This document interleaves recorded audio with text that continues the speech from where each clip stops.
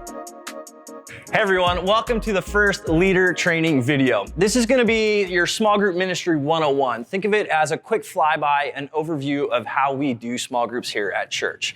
Now, you need to know from the very beginning, the goal of our small group ministry is developing significant relationships. The idea is that you're gonna know people, you're gonna trust people, and you'll be vulnerable and share what's going on in your life. And you're not gonna be best friends with everybody, so don't worry about that, but you'll have significant friendships with the majority of the people in your small group. That being said, that's the goal. How do we actually do that? I'm gonna walk you through it right now. We do 3 10-week sessions throughout the year. So we have a session in the fall, the winter, and the spring. And then summer hits and take your vacations, relax, rest up, because again, we're gonna launch in the fall and it'll be bigger and better and awesomer. So the reason we do 3 10-week sessions is it creates on-ramps and off-ramps for people. And the idea is this: sometimes people sign up for a small group and they feel like they've signed up for life. They don't know when they can leave or join a different group. Some people even join a small group and they love it and they want to lead and start their own group, but they feel a little socially awkward because they've committed to this group. And can they actually do that? And by doing 10-week sessions, it creates on-ramps for new people to join groups and then off-ramps for other people to join groups. So, speaking of on-ramps and off-ramps, the first 3 weeks of every session are essentially that. We want you to know, as the leader, that people will be coming in and out of your group for the first 3 weeks. Don't be offended if they attend your group 1 week and then they don't come back the next week. They're looking for their perfect fit. Again, the goal is significant relationships. And I'll be honest with you, sometimes your personalities don't work and they clash. You don't want that person in your group for 10 weeks and they don't want to be in your group for 10 weeks. So let them go, because it creates room for another family, another single individual to come and join your group. It'll be a really, really good fit. Now, if the goal is significant relationships, small groups are the tool. And in any relationship, you need common ground. And here's how we establish common ground for everyone in our small group ministry. Our small groups are sermon-based.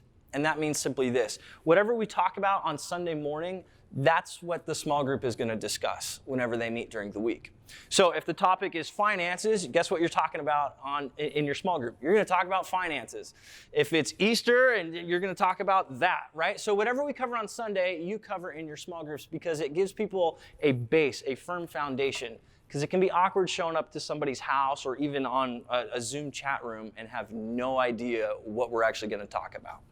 And another way to help people be prepared for those conversations is what we call homework. Now, don't freak out about the name homework. It's not that big of a deal. They're really discussion questions, and there's about 10 to 15 of them. So you watch the sermon on Sunday. During the week before your group meets, you answer about 10 to 15 questions, and then when your group meets, you just go over those questions. And I'll let you in on a little secret. You don't have to answer every single question. You don't even have to talk about every single question. But it creates a roadmap and a foundation for people to start having conversations with one another. Now, if your group goes really well, news is going to spread, and other people are going to want to join your group, and this is a wonderful thing. But we do have to put a cap on the group size. Otherwise, your small group becomes a large group. It's no longer small. So we've found over the years the best size is really 8 to 16 people. And if you're thinking 16, that's pretty big. It's not that big if it's a married small group, because you've got a husband and wife, right? So that's kind of a unit. You really have 8 people or 8 couples there. That's not too big. But if you're running a singles small group, whether it's single men or single women, and you have 16 of them, that's a lot of people, right? So you're probably, if you're running a singles group, it's probably going to be around 10 to 12 people. But if it's married, don't be surprised if you have 16 people. Anything over that size, conversation breaks down. Not everyone gets to share, which means not everyone is going to be known or know other people. And again, the goal is significant relationships. And if I show up somewhere and it's too big and I can't have a conversation with somebody, it's hard for me to develop those relationships.